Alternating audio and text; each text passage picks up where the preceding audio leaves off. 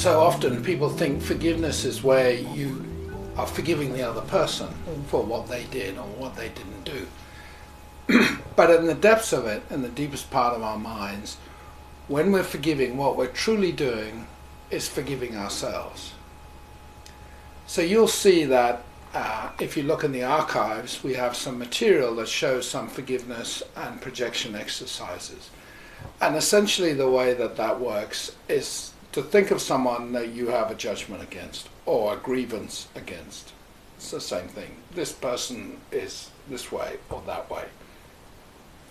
And use someone that's, significant in your mind, someone important, like, your wife or your husband or your children or your parents.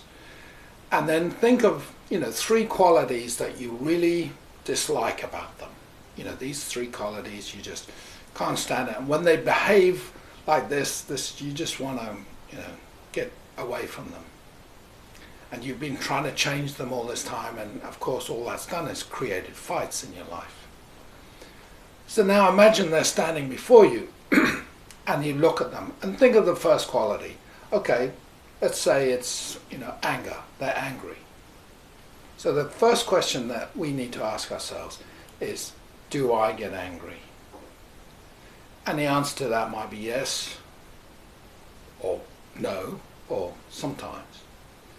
So if the answer is yes, then think about how old is this part in them that's getting angry? How old is the part of you that's getting angry?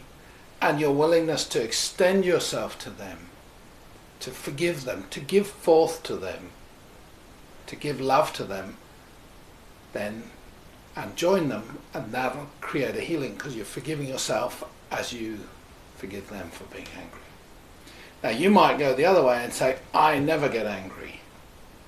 I'm, this pillar of society, and I've learned it's terrible to be angry and I will never be angry. But notice how emotionally upset you get when people around you get angry. And this means we have just totally repressed this part. We're in denial about what is really going on deep inside us. And we need to take ownership of this and recognize, actually, I have compensated for this. I've started acting like I'm a perfect person, that I would never get angry. But deep down inside, once upon a time, you must have been angry.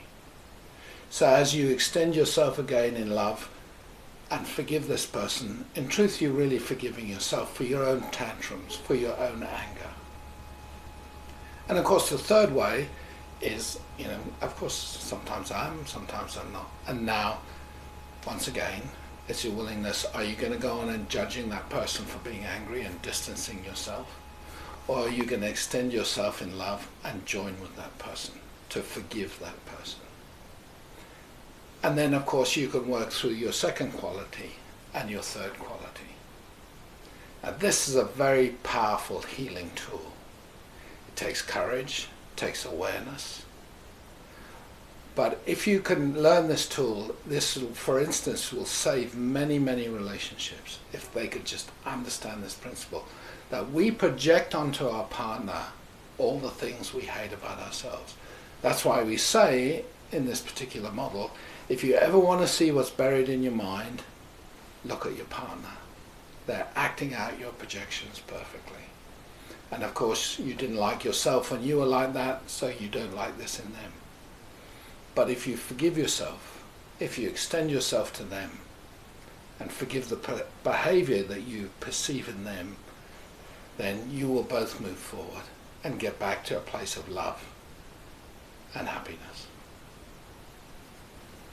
So while we've been talking about negative projections that we have on others, and of course how they are a negative projection on ourselves, there are also positive projections that we have on other people or outside in our world. And it's always good or very important to own those projections and win them back for ourselves, because if we don't, what it'll stop is actually having it all, having a very abundant life. So it's really important also, while we own our negative projections, that we really own those positive projections, because it expands us again. It expands us into our lives again. It'll allow us to give to ourselves more and more and more the more we own back these positive projections. And basically what a positive projection is any positive thing you see in another person, every positive quality you see in people around you. For you to see that quality, that has to be in you too. Maybe only in potential, and maybe you threw that quality away a long time ago and started believing you were otherwise. But the same as if you can see something negative about someone else, it's true about you too. If you see something positive about someone else, it's true about you. And like Julie said, it's sometimes harder for us to accept our positive projections, because what happens is it brings up our fear of having it all.